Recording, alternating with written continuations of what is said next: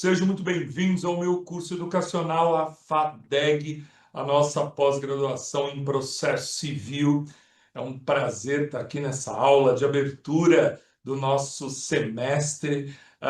E a convidada de hoje, hoje é mais que uma aula magna, né? Se tivesse um nome superior a uma aula magna, era esse nome que a gente daria. Primeiro, o carinho gigante que a gente tem. Ela é uma madrinha dessa pós-graduação, porque na primeira turma ela vai lembrar que ela veio aqui no prédio, muito antes da pandemia, quando a gente abriu a primeira, ela veio para falar de procedimentos especiais. Ela falou assim para mim: Darlan, você só me dá esses temas ruins, me deu um tema legal.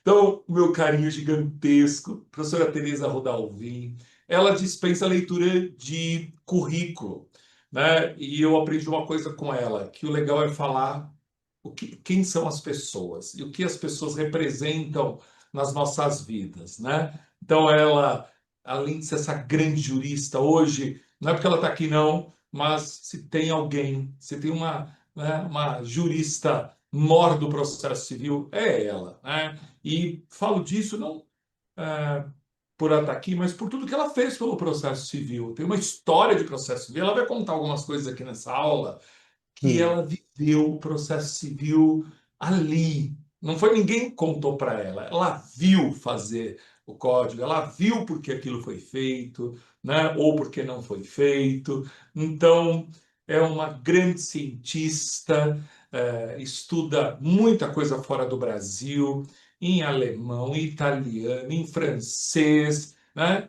Em direito, né? Até o direito inglês, ela nessas jornadas dela no caminho, então ela conhece muito de processo civil e tê-la aqui hoje é uma honra. Ela, uma amiga, porque é um convite que, né? Olha, vem dar uma aula com a gente. Não tem meio termo, ela encaixa, né, nos compromissos dela, apesar de ter uma agenda, imagina, super concorrida, gentilmente aceitou estar aqui com a gente. Então, muito obrigado de tê-la aqui conosco mais uma vez no nosso curso. Professora Tereza Rodalvin, a minha orientadora do doutorado, né? Ela foi a responsável, se tem alguém que concluiu o doutorado, é ela. Então, entre nós aqui, eu vou contar uma coisa só entre nós aqui, para eu encerrar. Marco Antônio, no dia da minha banca, disse para ela assim: obrigado, professora, porque se tem alguém que o Darlan respeita, só você que pode com a vida do Darlan e botar ele para estudar. Então, ela, com toda a generosidade dela, né, cuidou de mim nesses 5 anos de doutorado e me ajudou muito no meu estudo, e eu sou muito grato por tudo isso. Então, obrigado. E ela vai falar para a gente hoje sobre. Ah, professora, o ano passado comemorar o aniversário do código. Parece gente que comemora aniversário antes do dia. Antes do dia. E eu falava, o outro falava, não, os 10 anos do código, 10 anos do código. Mas no fundo, né, É, 10 anos é 2026. agora. Né, 10 anos é agora. Então, na sua máxima experiência sobre esse assunto, hoje ela vai falar para a gente sobre esses 10 anos de vigência do CPC, o que vingou, o que foi bom, o que foi ruim e o que de fato, trouxe de efetividade o processo civil. Obrigado por estar aqui com a gente. Darlan, eu que te agradeço, agradeço a você, agradeço a Cristiane, o convite que vocês fizeram para eu estar dando essa aula hoje aqui, que eu nem vou chamar de aula, né? Mais um bate-papo. Porque, na verdade, eu vou contar para vocês algumas coisas da gestação do código, né? Como pano de fundo, só para introduzir uma coisa que tenha assim, um pouco de sabor de fofoca, que é sempre gostoso escutar, né? E que vai servir como contexto até para a gente entender muitas das coisas que acabaram ficando no código, né? A ver como é que ficou e por que que aconteceu, é, tudo que aconteceu para gerar essa versão final do código, que é a que nós usamos há 10 anos, né? Como disse o Darlan, é esse ano que a gente comemora de fato 10 anos. E fiquei muito contente pelo convite, porque o Darlan é um amigo muito querido, assim como a Cris, né? Enchi realmente a paciência do Darlan, porque gosto que orientando o meu, deixou, né? Por isso é que eu sou tão chata, de fazer estudar, de insistir, e ele deu realmente um show. Agora vai dar o show no lançamento do livro e na publicação. Bom, então eu tomei algumas notas para orientar aqui a minha fala com vocês, E vou começar falando de um ponto sobre o qual vocês com certeza já ouviram falar também, por outras pessoas, que é aquela comissão que foi formada lá em 2009, lá atrás, por iniciativa do Senado, para começar a fazer um esboço daquilo que viria a ser o nosso novo Código de Processo Civil. Essa comissão, que foi nomeada pelo presidente Sarney, que era então presidente do Senado, foi uma comissão muito bem montada, no meu entender, sabe? Porque ela foi uma comissão extremamente democrática, muito diferenciada internamente, né? Na verdade, as idades eram muito diferentes. Nós tínhamos, por exemplo, o professor Humberto Eudónio Júnior, né, que é um processualista da velha geração, da geração do meu pai, professor Arruda Alvim, do professor Dinamarco, do professor Barbosa Moreira, né, daqueles processualistas clássicos, né, que felizmente ainda está vivo, né, trabalhando e produzindo, né. E ele foi um dos integrantes da nossa comissão. E na outra ponta nós temos, por exemplo, o Zé Miguel Medina, que é um excelente processualista de Maringá, foi meu orientando também, de mestrado e doutorado, mas na época era muito jovem, né? E tínhamos também o professor Adroaldo Furtado Fabrício, que é um gaúcho, também da geração do professor Humberto Eudónio Júnior, enfim, idades variadas, né? Digamos, na época dos 70, 40, 35, né? Bruno Dantas, né? Que foi um dos artífices do código, foi um dos grandes entusiastas dessa ideia do senador José Sarney de fazer um novo código, também foi meu orientando de mestrado e de doutorado, um talento, né? Enfim, era uma comissão heterogênea no que diz respeito às idades dos participantes, às origens geográficas, né? Como vocês já viram, tinha gente do Paraná, né? O Zé Miguel Medina, por exemplo, gente de São Paulo, o José Roberto dos Santos Bedac, gente do Rio, ministro Fux, de Brasília, da Bahia, né? Isso, o Bruno se encaixa nos dois lugares, porque ele nasceu na Bahia e desde sempre está em Brasília, exercendo os mais relevantes cargos públicos, né? Do Rio Grande do Sul, professor Adroaldo Furtado Fabrício, Marcos Vinícius, né? Da OAB, enfim, gente de muitos dos estados do país, né? E ocupações diferentes, né? Juiz, advogado, desembargador, né? O caso do professor Bedak, que era, na verdade, já era advogado, mas ele passou pelo Ministério Público e pela magistratura, ministro, era o caso do ministro Fux. Então, gente que vê o direito, que vê o processo de maneiras diferentes. E isso é claro que enriquece o diálogo, né? Origens geográficas diferentes, idades diferentes e ocupações diferentes, né? O juiz vê o processo de um jeito, o desembargador vê de outro jeito, o promotor vê de um jeito diferente ainda, o advogado, o professor, enfim. Foi essa a ideia que se teve quando se montou uma comissão, né? A de fazer, digamos, um microcosmo democrático, né? Com diferenças, para que o código não ficasse enviesado, né? Um código de juízes, um código de advogados, um código de promotores. Não, não foi isso que se quis fazer. Bom, nas nossas primeiras conversas, nós dissemos que a gente ia tentar resolver as necessidades reais do país, né? A gente ia tentar descomplicar o processo, tentar fazer com que o processo deixasse de ser o grande objeto de indagações e de preocupações do juiz. Não, o processo é um método, né? É um método que deve levar à solução do conflito. Quanto mais simples, quanto mais operativo for o método, melhor. O método não pode ser um problema em si mesmo, né? Isso é óbvio, é intuitivo. Então, se quis, por exemplo, eu que dei essa ideia, e essa ideia no começo teve uma certa aceitação, e depois se disse, não, mas temos a nossa tradição, vamos fazer um recurso só para as decisões do primeiro grau de jurisdição, acabar com essa diferença entre agravo e apelação, porque isso gera tanto problema. E, afinal, o que cabe dessa decisão? É agravo ou é apelação? Tem fugibilidade, não tem fugibilidade? Acabamos com isso. Com isso, se isso tivesse vingado e não vingou, eu teria jogado fora meu livro sobre agravo, né? O professor Adroaldo Furtado Fabrício tem um livro maravilhoso sobre procedimentos especiais. E ele foi o primeiro a sugerir que se acabasse com os procedimentos especiais. Ele disse, e isso acabou acontecendo no código, vamos colocar no procedimento comum tudo aquilo que caracteriza os procedimentos especiais, como, por exemplo, a possibilidade de conceder liminares, né, cautelares ou antecipatórias de tutela, né, depois isso passou a se chamar tutela provisória, mas na época ainda não era. A possibilidade do juiz decidir pedidos em momentos diferentes, né? Primeiro, eu decido um pedido que já está maduro para ser julgado e o processo continua para eu decidir o outro que ainda não estava maduro no momento. Então, essas características todas, que eram características dos procedimentos especiais e que justificavam a existência dos procedimentos especiais, na verdade, podem constar de um procedimento comum. E muitos dos procedimentos especiais vão perder a utilidade, né? Isso, na verdade, foi algo que se conversou também nas primeiras reuniões. Vamos deixar de lado as suas vaidades, né? Ninguém vai querer colocar no código a sua teoria, a sua grande ideia. Se o código acabar implicando que o trabalho de um ou o livro de outro, né, tenha menos valor, não vamos deixar de fazer a coisa melhor para o jurisdicionado por causa disso. Nada de vaidades, né? E aí eu vou contar para vocês uma história que eu acabei de contar para o Darlan e fiquei sabendo que ele não conhecia essa história, porque essa história é uma história muito bonita e muito interessante. Nem sempre é difícil lidar com as vaidades, né? Nem sempre é difícil lidar com egos. Então, por mais que a gente combine, olha, vamos agir honestamente, vamos tentar construir um código que seja bom para o jurisdicionado e para a sociedade, de repente surgiu um ou outro, né, que fazia, enfim, uma observação um pouco mais ácida e tal. E num determinado momento, né, das nossas reuniões, que eram reuniões muito interessantes, muito profícuas, muito frutíferas, né? Muito boas sobre esse aspecto, mas também eram tensas porque eram muito longas, né? E depois de 4, 5, 6 horas estava todo mundo meio cansado. Numa dessas reuniões, o clima passou a ficar, por uma série de razões, um pouco pesado. Ministro Fux, que é judeu, né, pediu que a imprensa saísse de lá, né, que saíssem todos aqueles que eram estranhos à comissão e disse: gente, vamos acabar com essa energia ruim aqui.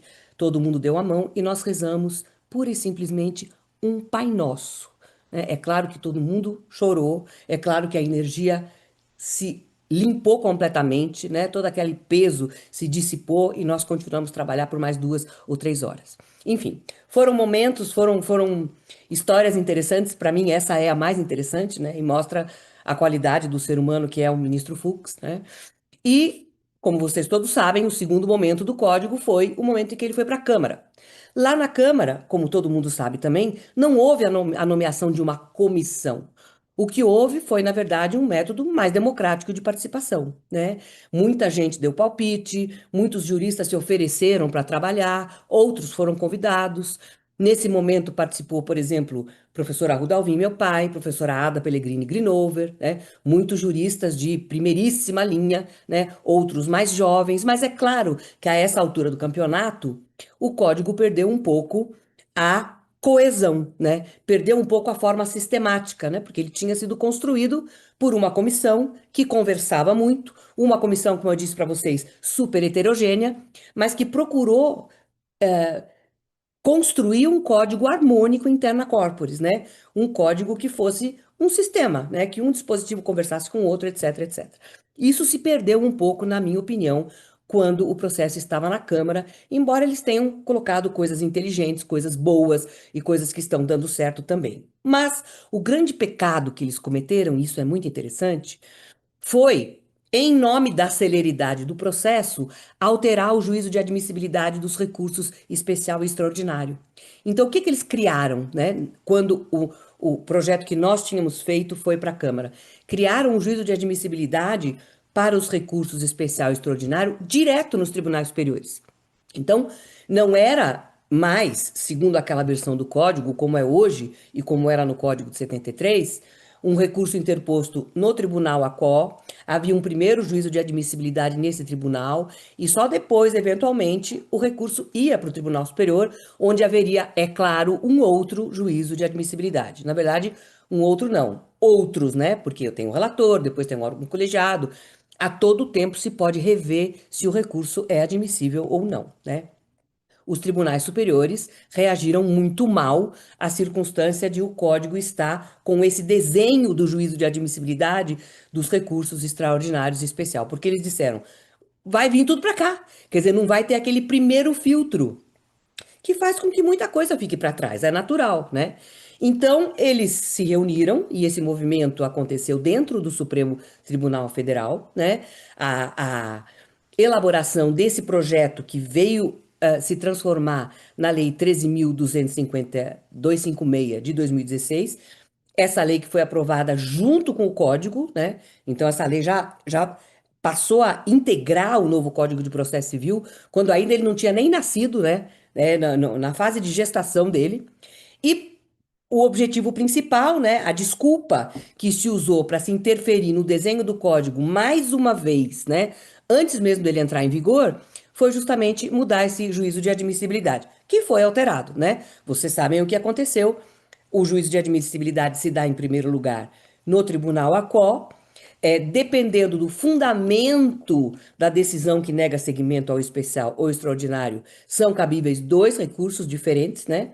E se sabe qual dos recursos deve ser usado em função do fundamento da decisão que nega seguimento ao especial ou extraordinário. E nós temos então o agravo do 1021 e o agravo do 1042. Se a decisão que nega seguimento ao RESP ou ao RE tem alguma coisa que ver com o precedente, se usa o agravo do 1021. Se a decisão de não seguimento do agravo tem outro fundamento, como, por exemplo, falta de pré-questionamento, etc., aí o agravo é do 1042 e é o agravo em RESP, o agravo em RE, né? E não o agravo interno, que é julgado pelo próprio tribunal ACO, né? Isso tem dado problemas a mais não poder. Talvez esse seja um dos dispositivos do código que mais gera discussões e que mais gera problemas na prática, né? No dia a dia de quem advoga nos tribunais superiores. Mas essa lei 13.256 é uma lei, no meu entender, extremamente desastrada, né? O professor Lucon até tem uma expressão muito boa. Ele diz que essa lei é o império contra-ataca. Ah, vocês estão pensando que vocês vão jogar tudo para cima da gente? Diriam os tribunais superiores. Não, não, não, não, não. Olha só o que nós vamos fazer. Então, o que que eles fizeram? Primeiro, transformaram o recurso especial. Erro, me enganei. Transformaram o recurso extraordinário em precedente vinculante, em precedente que deve ser obedecido sob pena de a decisão poder ser cassada pela via de reclamação, né? É, Disseram que a reclamação, quando usada para impugnar uma decisão que tenha ofendido precedente do STJ ou do STF, só pode ser manejada depois de esgotadas as vias ordinárias. Isso significa, em outras palavras, que eu só posso manejar a reclamação de uma decisão de um juiz de primeiro grau que desrespeitou um repetitivo, quando um repetitivo, por exemplo, do STJ, quando chegar o momento de eu entrar com recurso especial. É lógico que isso diminui muito a carga dissuasiva da reclamação. Com essa expressão, eu quero dizer o seguinte: o fato de caber reclamação deveria intimidar os demais juízes, os demais magistrados, né? Juízes, no sentido estrito, desembargador, a decidir contra precedente vinculante, né? Eles diriam: nossa, que vergonha que eu vou passar, né? Que mico que eu vou passar. Vou decidir contra precedente vinculante e já vem com uma reclamação. Não vem. Porque a reclamação só vai caber lá na frente, quando já for cabível o recurso extraordinário ou o recurso especial. Bom, isso fez com que uma parte da doutrina, inexplicavelmente, surpreendentemente, venha sustentando, né, uma coisa que realmente não dá para entender, porque a lei diz ao contrário, que nesses casos, quer dizer, que nesses casos em que os precedentes desrespeitados são os do STJ ou os do STF, não cabe reclamação. Porque, de fato, o legislador não foi feliz na forma de redigir o dispositivo, né? Ele diz assim: não cabe reclamação, a não ser depois que as vias ordinárias tenham sido esgotadas, né? Mas cabe reclamação. A contrário senso, não tem como dizer que não cabe reclamação. Mas, enfim. O legislador dessa lei 13.256 foi muito desajeitado também, porque criou esse agravo que cabe das decisões do Tribunal ACO para negar seguimento a recurso especial e recurso extraordinário, e não mudou a redação do 1021, do próprio 1021. Lá no 1021 continua se dizendo que o agravo interno é aquele que cabe da decisão do relator. Sim, do relator, mas também da presidência do órgão ACO, que é inadmitir recurso, né? Como está lá no outro dispositivo que faz remissão ao 1021, mas o próprio 1021 não mudou. E o legislador dessa lei, 13.256, e essa talvez seja a principal catástrofe, né? Não colocou no 927 o recurso extraordinário julgado no regime da repercussão geral, né? O 927 é um artigo que, no meu entender, é uma grande salada, né? Mas não uma salada de alface com tomate. É uma salada daquelas que tem fruta, que tem pedaço de presunto, que tem uma mussarelinha, porque mistura elementos muito diferentes, né? Lá no caput se diz, observarão, essa expressão que o legislador usou, uma expressão que não tem sentido técnico nenhum, né? E colocou lá elementos oriundos da jurisprudência, como súmulas, por exemplo, que não são precedentes, né? Decisão de ADIM, de ADCON, de controle concentrado, que não são precedentes, né? Infelizmente, a doutrina também tem embarcado em confusões, dizendo que tudo que está lá é precedente, chamando decisão de ADPF de precedente. Não são precedentes, são decisões que têm efeito erga omnes, porque é lógico que não teria sentido uma decisão de controle concentrado não ter efeito sobre todos, né? Uma decisão que diz: esta lei não está de acordo com a nossa Constituição, ou essa interpretação da lei não pode ser adotada porque ela ofende a Constituição. Ou isso gera efeito para todo mundo, ou não existe controle concentrado, né? Mas não se trata de precedente, é diferente. Precedente é uma decisão entre A e B, entre João e Maria, entre a empresa X e a empresa Y, entre a empresa X e o fisco. Isso é um precedente. E o que se usou como base dessa decisão pode ser usado como base de outra decisão num caso análogo. Vou explicar já já isso tudo para vocês, tá? Bom, então, essa lei, ela com certeza foi feita apressadamente, né, com o objetivo de corrigir algo que desagradou os tribunais superiores, e eu entendo por quê, porque o trabalho deles corria o risco de aumentar ainda mais, e eles têm uma sobrecarga de trabalho que é absolutamente desumana e que não tem paralelo em nenhum outro tribunal do mundo civilizado, né? Em nenhum tribunal do mundo se julgam 300.000, 400.000, 500.000 processos por ano, né? Que é o que os nossos tribunais superiores julgam. Bom, é, nessa versão final do código, e por isso que eu digo para vocês que, na verdade, não é propriamente uma aula que eu estou dando, nem uma palestra, é uma conversa, porque não há estatísticas, né? Há uma estatística parcial ali do tribunal tal, mas ainda não há um estudo para dizer aquilo que está dando certo, que está funcionando e o que não está funcionando. Mas a gente vive no meio e a gente mais ou menos sabe, né?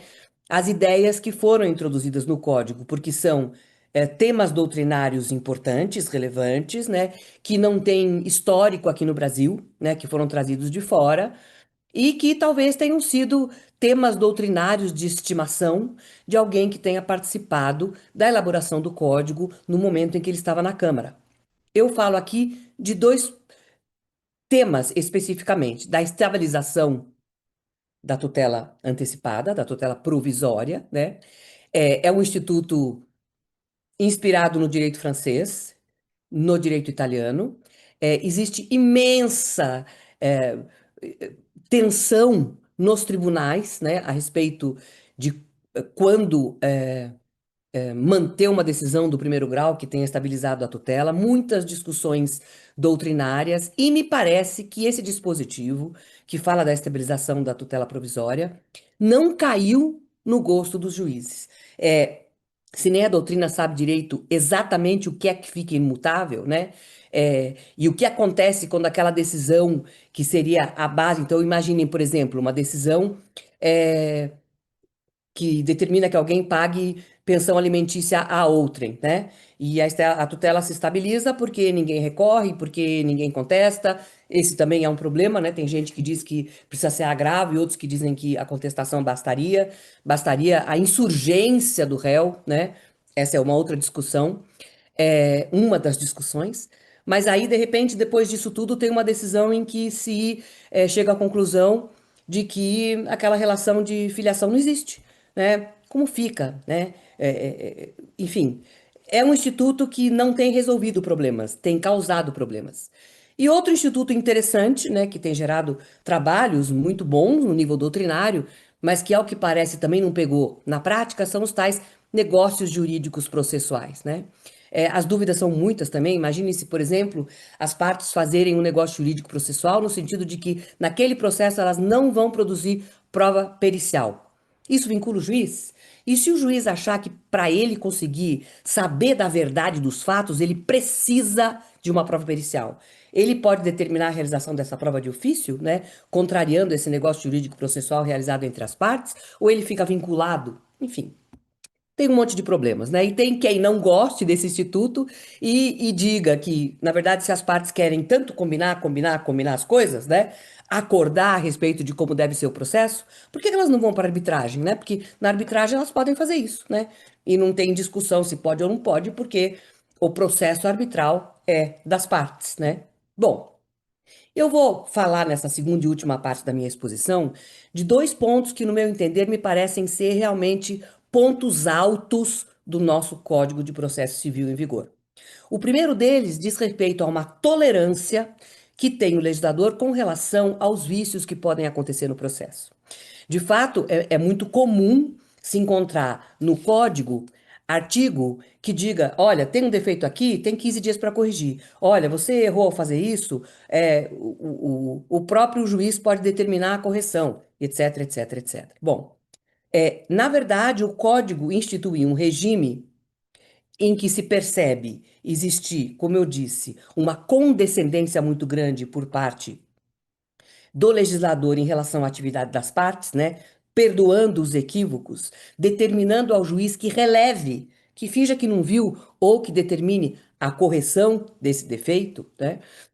Dando a impressão de que de fato tudo é corrigível. E essa não é só uma impressão. De fato, tudo é corrigível no processo, né? Tudo que seja, né, concretamente corrigível, né? Então, por exemplo, se alguém entra com uma ação e o réu fala, não pode entrar com essa ação porque já tem coisa julgada, o juiz não pode determinar que o vício seja corrigido simplesmente porque a existência da coisa julgada que impede a propositura dessa ação é um vício que não dá para ser corrigido, né? Agora, se a parte está mal representada, o juiz pode sim determinar que haja a regularização dessa representação. Então, na verdade, o critério para a corrigibilidade do vício, eu acho que até estou inventando essa palavra agora, né? Para a possibilidade de correção do vício, é a possibilidade concreta desse vício ser corrigido e não a sua gravidade, né? E eu chamo a atenção de vocês para o que a gente aprende na graduação.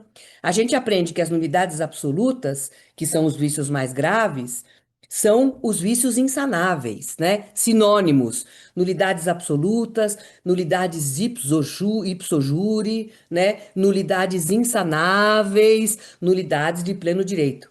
E as relativas, que são os vícios menos graves, se consubstanciam em vícios corrigíveis, né? Não são nulidades insanáveis. Bom, a gente aprende isso, mas ninguém diz pra gente na graduação que essas regras são regras de direito privado. São regras de direito civil, no fundo. No direito público, tudo se passa de forma diferente.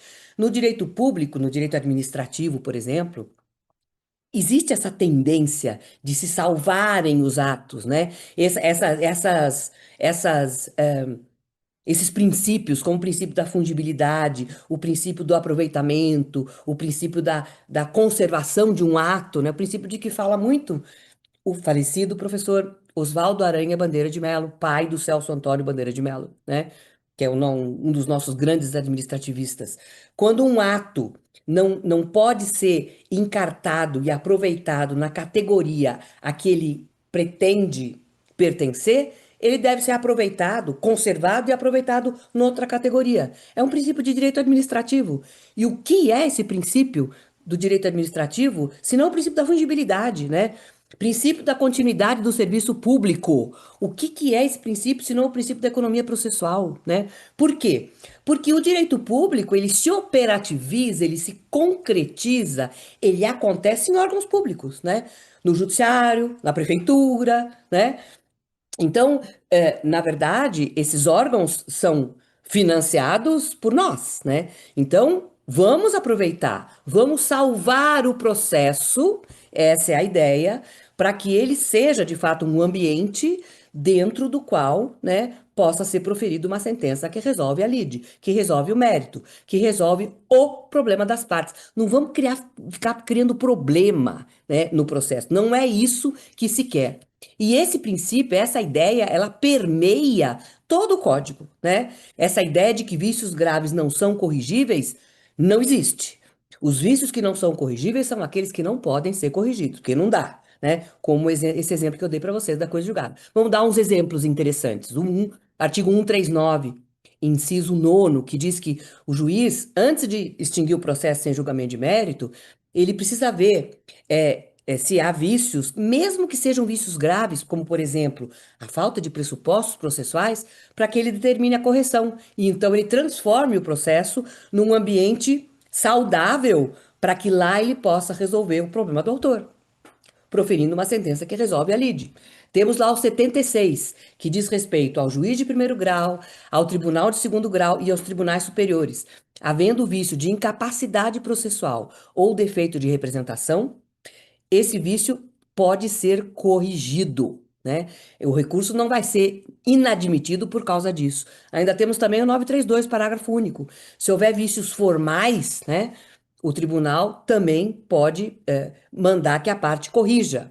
O 1029, que foi um dispositivo especificamente concebido para desestimular os tribunais superiores a criar hipótese de jurisprudência defensiva, né? Carimbo borrado, então nós não sabemos se o recurso é tempestivo ou não, e outras coisas mais, né? Esses casos que havia à luz do CPC revogado, né? Então, o que que diz o 1029, parágrafo 3º?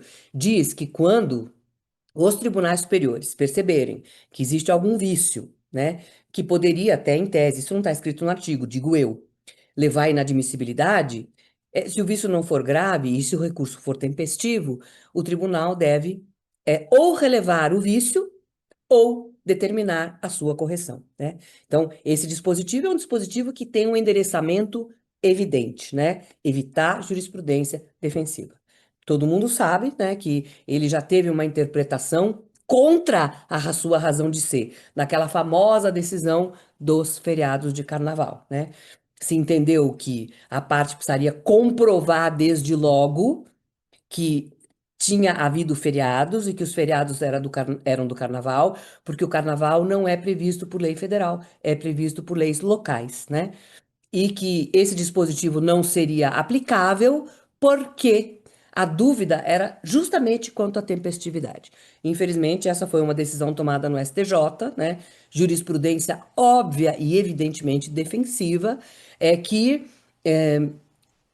escancaradamente está em desacordo com a razão de ser desse dispositivo e não só dele, de todo o código. Porque, como eu disse para vocês, essa ideia de que o processo deve ser salvo é uma ideia que está no código inteirinho, né? Do primeiro ao último artigo. Bom, mas ainda assim, né? Vou falar sobre isso muito rapidamente, porque já quero entrar no segundo ponto que eu acho muito relevante no Código de Processo Civil atual, né? Tá resolvendo problemas, tá criando problemas também, né? Porque é tudo novo, mas enfim, para terminar aqui as nulidades, né? Então, se tudo é corrigível, não precisa mais distinguir entre nulidade absoluta e relativa? Claro que precisa. O critério para distinguir essas duas categorias não é mais a sanabilidade, né? Não é nisso que reside a relevância dessa classificação. Reside sim no regime jurídico, que tem as nulidades absolutas e as nulidades relativas no Código. As nulidades absolutas, que são os vícios mais graves, são aquelas em relação às quais não há preclusão, nem para as partes, nem para o juiz, podem ser conhecidas de ofício a qualquer tempo, diz o dispositivo do Código hoje, até o trânsito em julgado, e não até a sentença, como dizia o Código passado. É por isso que se diz que até no plano dos recursos excepcionais, especial e extraordinário, esses vícios mais graves podem ser conhecidos, né? Não para conhecer o recurso, porque aí eu preciso ter pré-questionamento, etc, etc, mas depois que o recurso foi conhecido e que a decisão foi cassada, no rejulgamento, né? Os recursos extraordinários, especial e extraordinário, extraordinários lato sensu, né? Ou excepcionais, tem essas três fases: a fase da admissibilidade, a fase da cassação da decisão e a fase do rejulgamento. Nossas cortes superiores não são cortes de cassação, caça a decisão e manda de volta, né? Normalmente são cortes de rejulgamento. Isso mudou um pouco com os repetitivos, né? Porque, na verdade, no regime dos repetitivos sobe o primeiro, né? Quando o primeiro é julgado, né, e há a decisão paradigmática, o precedente vinculante, os outros recursos, a ideia é que nem subam mais, porque deve se fazer a adequação no tribunal à CO. Mas isso é um assunto para aprofundar numa aula especial sobre cortes superiores, né? Sobre STJ e sobre STF, né? Nos embargos de declaração, hoje não tem mais dúvida. Não sei se vocês sabem, mas essa era uma discussão muito acalorada que existia no código anterior. Tá, o juiz deu uma sentença de mérito e alguém entra com um embargo de declaração para saber qual é o termo inicial dos juros, até a parte que foi beneficiada, né?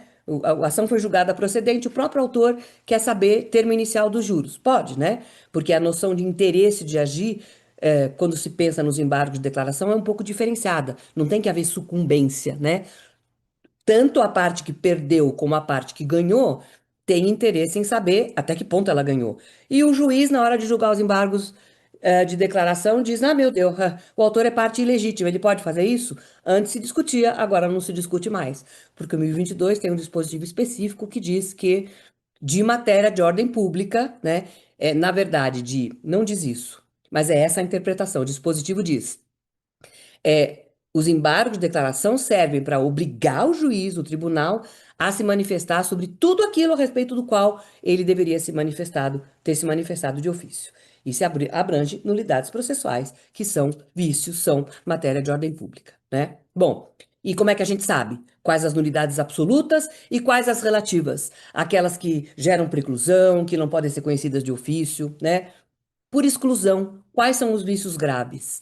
São aqueles relativos àquilo que a doutrina clássica chama de pressupostos genéricos de admissibilidade de julgamento de mérito. Quer dizer, o que que o juiz tem que fazer no processo para ele saber se ele pode ou não apreciar o mérito? Ele tem que ver se estão presentes os pressupostos processuais de existência jurídica do processo, de validade e as condições da ação, né?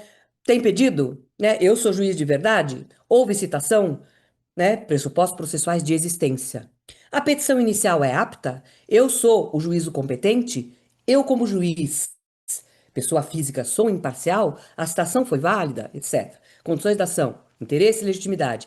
Tem os pressupostos negativos, coisa julgada, litispendência? Não tem. Que bom, então eu posso julgar. São as tais preliminares. O juiz tem que fazer tipo um checklist, tá? Pedido tá feito, né? Tá bem aqui na inicial, tá checklist para saber se ele pode entrar no mérito. Se tiver algum vício com relação a essas categorias todas, a esse momento, né, o juiz não pode se manifestar contra o mérito, né?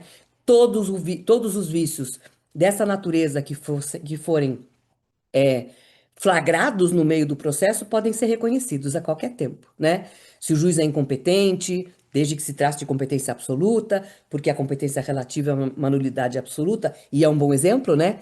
É uma nulidade relativa, a competência absoluta é nulidade absoluta, a relativa é nulidade relativa, tem preclusão, o juiz não pode conhecer de ofício, é exatamente o regime das nulidades relativas dentro do processo, né?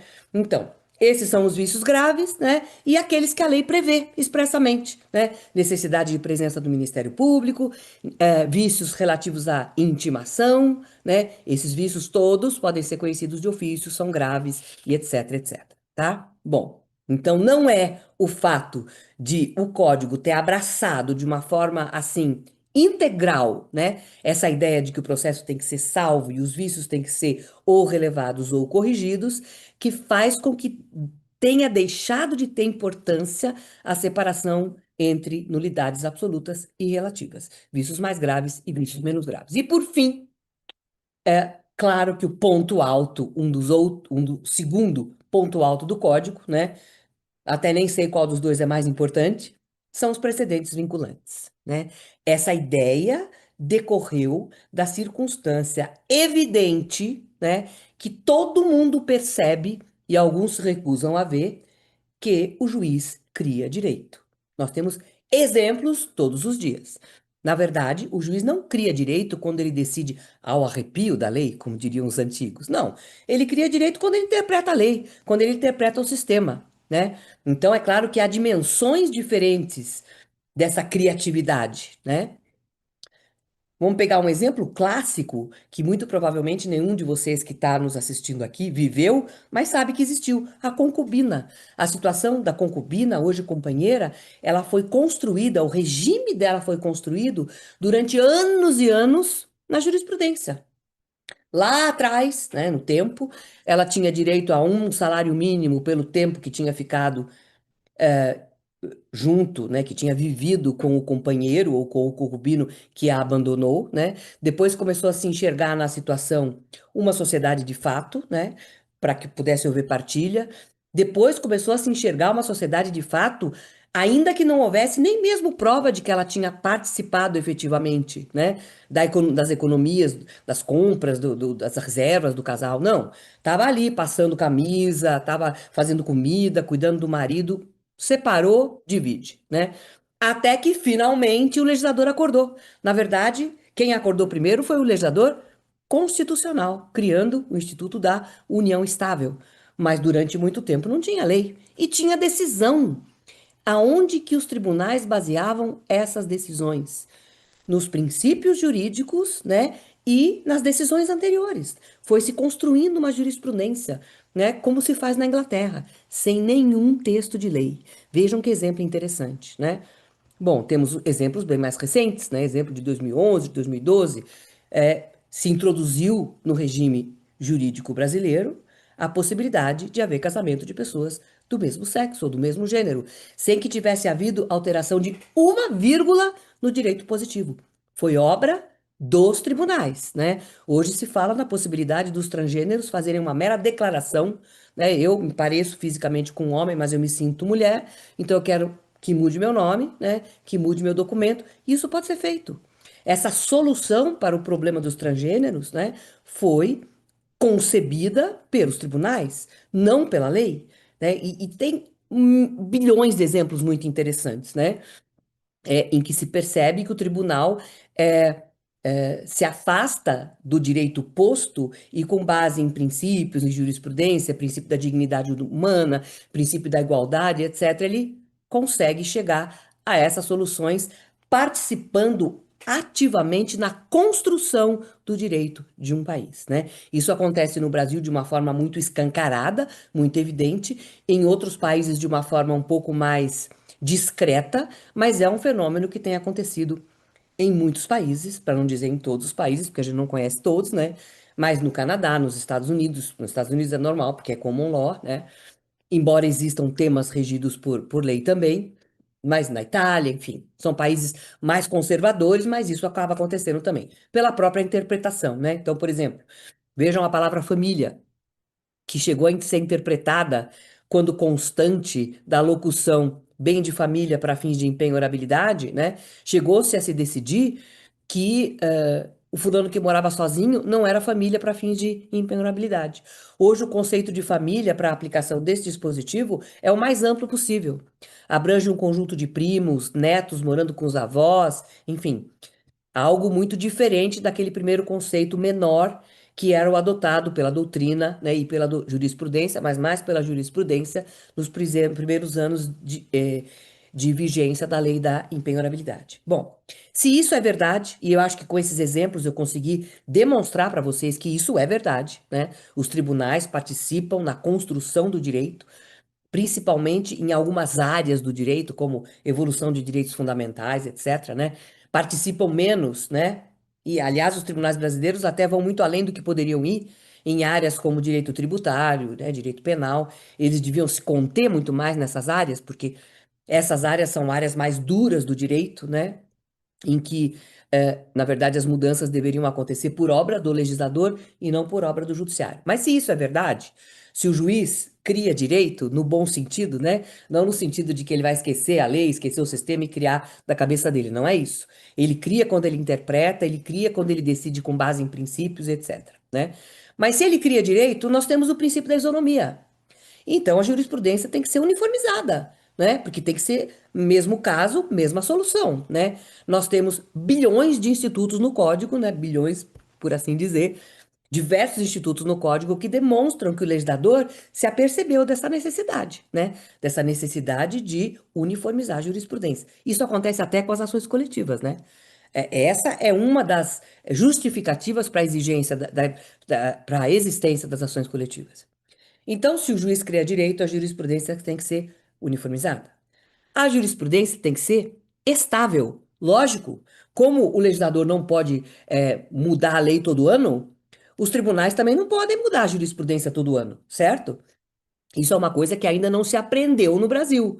Mas a gente tem feito força para mostrar para os tribunais que eles não podem mudar à torto e à direito, porque isso equivale à mudança da lei, né? E isso deixa o jurisdicionado atordoado. É péssimo para o país. Gera insegurança, gera ausência de previsibilidade, gera tumulto. E não é essa a função do direito. A função do direito é gerar tranquilidade. A jurisprudência, como eu dizia para vocês, tem que ser estável, tem que ser uniformizada. Em muitos casos, ela tem que ser imposta, sim, e aí entram os precedentes vinculantes, né?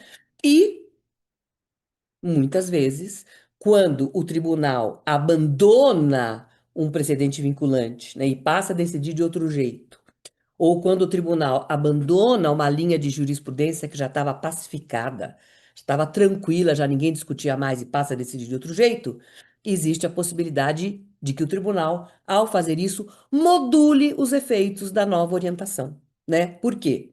Porque a jurisprudência tem uma vocação retroativa. O que quer dizer isso? A jurisprudência colhe situações que aconteceram ainda quando o jurisdicionado se pautava, quando o jurisdicionado planejava a sua conduta na outra orientação, né? Então, eu não recolhi o tributo, porque o STF entendia que o tributo era inconstitucional. Não recolhi 1 ano, 2 anos, 3 anos. De repente, muda a composição humana do tribunal e passam a entender que o tributo é constitucional. Eu estou devendo 3 anos? Não, né? Proteção à boa-fé, proteção à confiança, né? É a confiança que eu tinha na pauta de conduta emanada do próprio Estado, ela vai ser traída se esse precedente tiver efeito retroativo, como normalmente tem, né? Normalmente tem. Quando eu chegar no tribunal, vou ter o meu caso decidido à luz da orientação que está em vigor naquele momento, não e da orientação que havia quando eu agi, salvo se o tribunal modular os efeitos da decisão. É esse o sentido e a razão de ser do Instituto, embora ele não se resuma a isso, tá? Para terminar, vou dizer para vocês duas coisas interessantes. O sistema de precedentes do direito brasileiro tem características muito próprias, mas também funciona como funciona um sistema de precedentes na Inglaterra, nos Estados Unidos, e vou explicar para vocês por quê, né? Todo mundo, quando estuda precedente, vai abrir os livros e vai encontrar a seguinte afirmação: o que vincula nos precedentes é a tal da ratio decidendi. É a holding, é o core, é o coração do precedente. Quer dizer, aquele núcleo essencial do raciocínio jurídico que levou o juiz a decidir do jeito X ou do jeito Y, tá? Isso é o que está nos livros. E daí, de repente, você fecha o livro e vai olhar para a realidade e o que que você vê? Temas e tese. Tese e tema, tema e tese. Meu Deus, cadê a rácio? Bom, vou tentar explicar para vocês nesse tempo que me sobra, porque essa matéria é muito interessante, como vinculam os precedentes no direito brasileiro. Bom, o nosso sistema de precedentes ele foi concebido predominantemente, embora não exclusivamente, para resolver problemas de litigância de massa, em que os casos são idênticos. É aquele contrato celebrado por instituições bancárias que tem uma cláusula que é igual. Ela está sempre lá nos contratos com o Bradesco, com o Itaú, em todos os bancos, tá? É uma cláusula idêntica. E o que se quer saber é se essa cláusula é nula ou não, tá? Isso é um caso típico para repetitivo. Então, se afeta um recurso, o tribunal julga esse recurso e diz: a cláusula não é nula ou a cláusula é nula, e isso vincula todos os juízes, todos os desembargadores que estão julgando casos idênticos, que vão ter que fazer a adequação das suas decisões, dos seus acórdãos ao precedente. E aquilo vai valer também para as ações que nem foram movidas ainda, tá?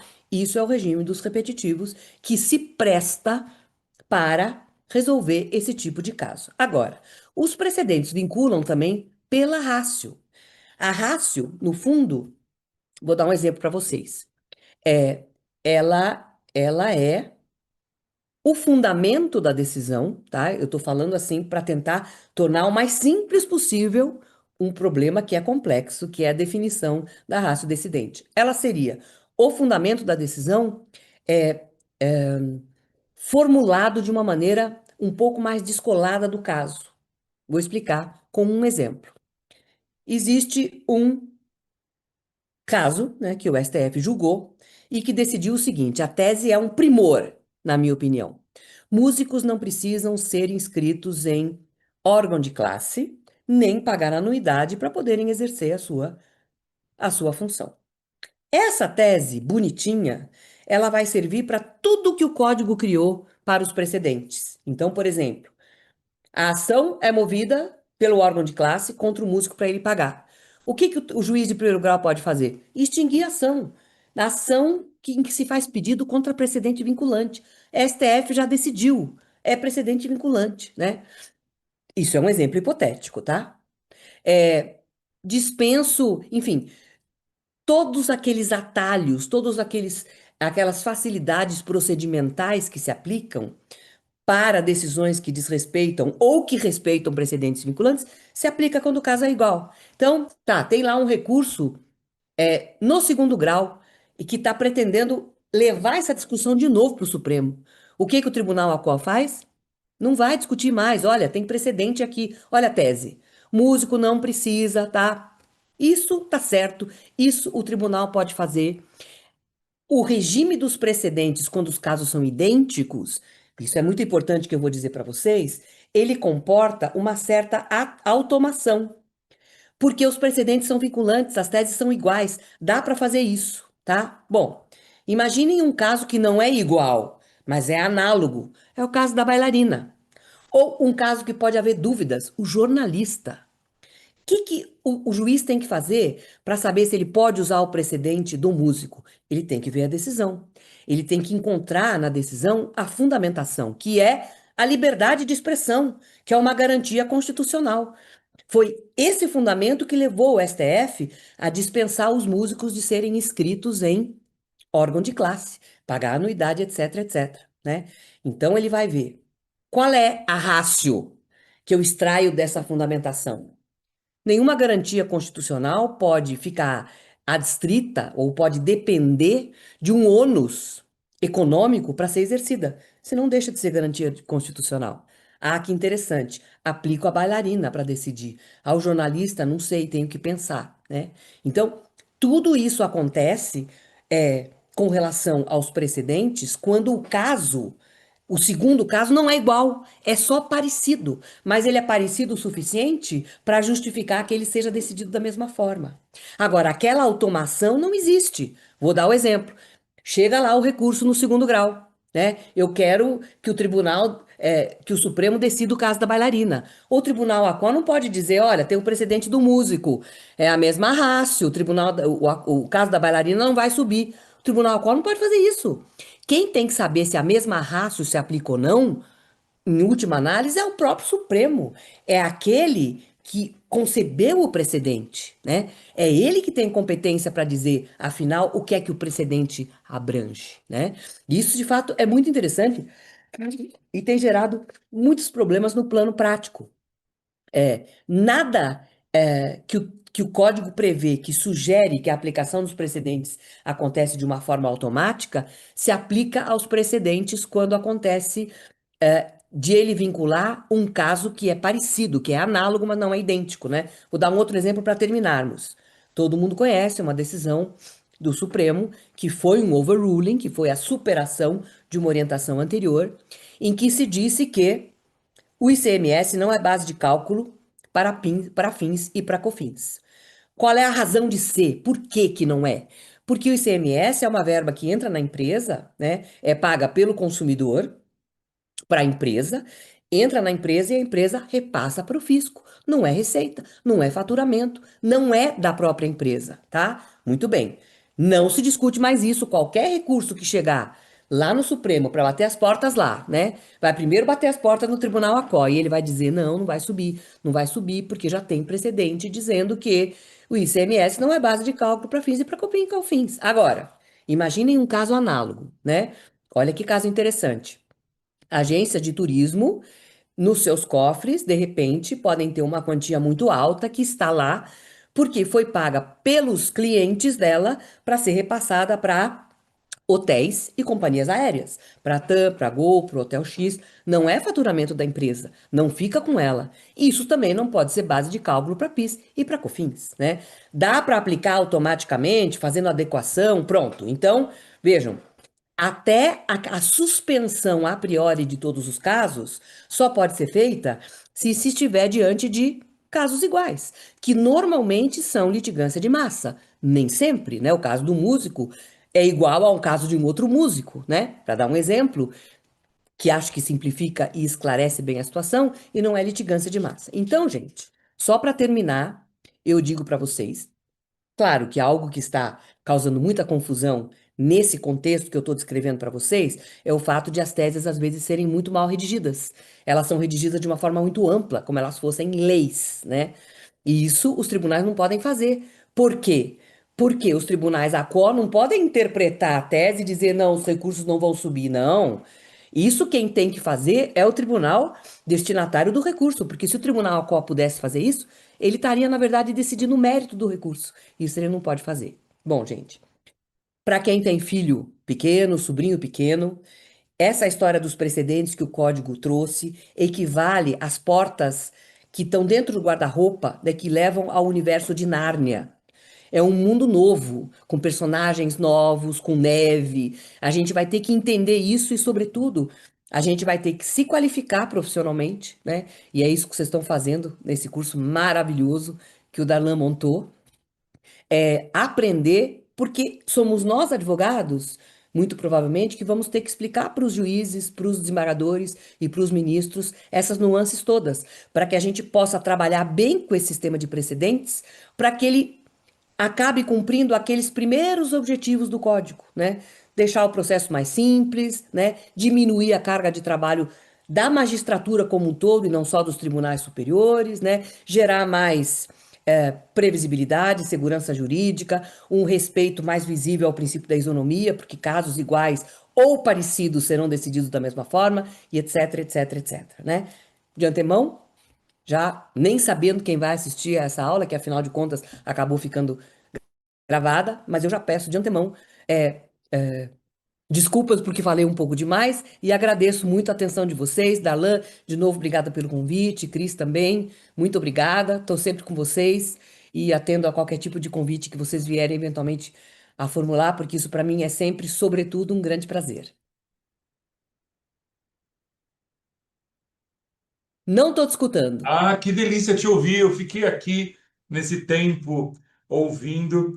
E a professora Tereza tem uma coisa que eu acho que é o maior valor de um professor, que é pegar coisas altamente complexas, extremamente complexas, e torná-las leves, gostosas de se ouvir, trazer para o dia a dia. Eu, um dia desses, ouvi de um jovem advogado. Essa história de precedente não me interessa muito, porque eu estou advogando na primeira instância, eu advogo aqui na vara X da comarca tal, e eu só vou mexer com isso quando o meu processo nem vai chegar no Supremo nem no STJ. Acho que a gente precisa, de fato, ter noção dessas ferramentas e do impacto que ela tem na tua vida profissional no dia a dia.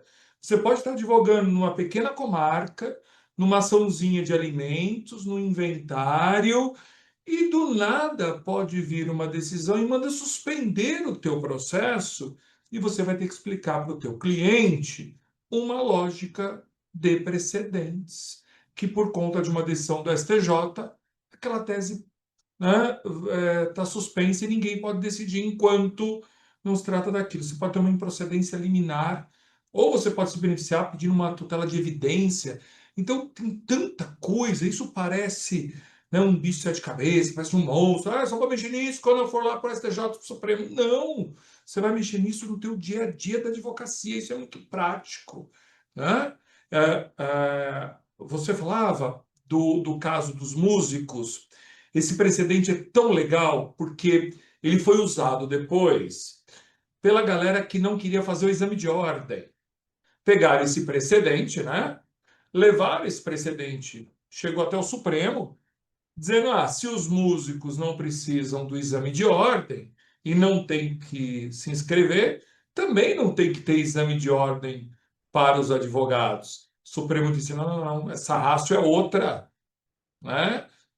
É outro bem jurídico, e aí foi, né, foi olhar qual era o bem jurídico envolvido. Então, ou seja, a gente está falando de coisas do dia a dia, que são ferramentas incríveis. Eu tenho uma dor no coração de ver coisas tão ricas desse CPC que estão enterradas, como a tutela da evidência, como o procedimento comum, como ele foi concebido, né? Ficou um procedimento comum, como gosta de falar o STJ, mitigado, porque a audiência, né, de conciliação quase não existe. Eu não sei aí em Curitiba. Bom, mas você também tem escritório aqui em São Paulo, você sabe.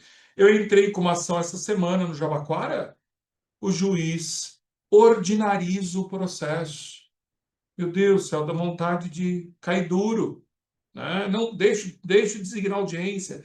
Então, algumas ferramentas elas estão enterradas, mas eu ainda tenho fé que uma hora a gente vai insistindo. Eu falo para os jovens advogados, vão usando, pede uma tutela de evidência numa réplica, pede uma tutela de evidência quando você vai fazer uma alegação final, ele vai negar, né? Começa a usar precedentes. Agora é o que não te ouvi. O Não, microfone está fechado o contigo? seu áudio. Agora É, bem. não, eu acho que você tem toda a razão, porque, sabe, água mole em pedra dura? Sabe, vai acostumando o Vai ouvido, pedindo. né? É tudo muito novo. E de um modo geral, eu até acho que me arrisco mais uma vez a fazer um comentário que não é científico, mas juízes são conservadores, né? Eu acho que até o perfil de quem vai prestar concurso para juiz, né? E isso, para nós, pode ser até bom em certas ocasiões. Mas para abraçar essas novidades, né? Falar, vou entender isso aqui, não, peraí. Depois o tribunal reforma, não sei o quê. E a gente tem que ir insistindo para que isso fique mais familiar, para que não pareça ser um bicho de sete cabeças, uma novidade, assim, né? Eu tenho esperança. Uma hora, né, tem aquela súmula da década, do começo da década de 90, que fala que pode acumular dano moral com dano material. Hoje a gente olha essa súmula e dá risada, né? E Fala, vá, que pode acumular dano moral com dano material. Mas imagine no começo da década de 90, quando precisou fazer uma súmula para falar para disso. dizer o óbvio, né? Para falar o óbvio. Então, hoje parece óbvio, mas eu tenho esperança que daqui uns 10 anos, coisas que a gente tem nesse código não precisem mais ficar sendo repetidas como novidades e passem a ser aí da rotina, né, da advocacia. Professora, muito obrigado, né, pela sua generosidade de estar aqui conosco. É uma delícia te ouvir, de verdade, né? É muito gostoso e é um privilégio para os nossos alunos aqui do meu curso da FADEG poder te ouvir nessa noite e falar do novo CPC. E parabéns, porque se um CPC, né? Você tem filho, você sabe que filho a gente comemora às vezes mais que o filho, né? O aniversário. Eu comemoro mais, né, mais o aniversário do Pedro do que o meu, às vezes. Então, parabéns, porque 10 anos desse código tem muito trabalho seu nisso. Tem muito trabalho científico, sério, de estudo. Ela é uma mulher que estuda até de madrugada. Às vezes ela manda mensagem 2 horas da manhã e ela está estudando, ela está escrevendo. Não é? Estou mentindo? Tá certo. Porque de dia tem que trabalhar, né? Porque não é igual lá na França ou na Itália, que eles só estudam. É verdade. Né? Não dá para falar. Me perguntaram lá, você faz o que no Brasil? Eu falei, eu sou advogado, sou professor. Aí falaram, não, mas como assim você também? Como? Você só não dá aula porque só tem que ser acadêmico, né? A gente trabalha muito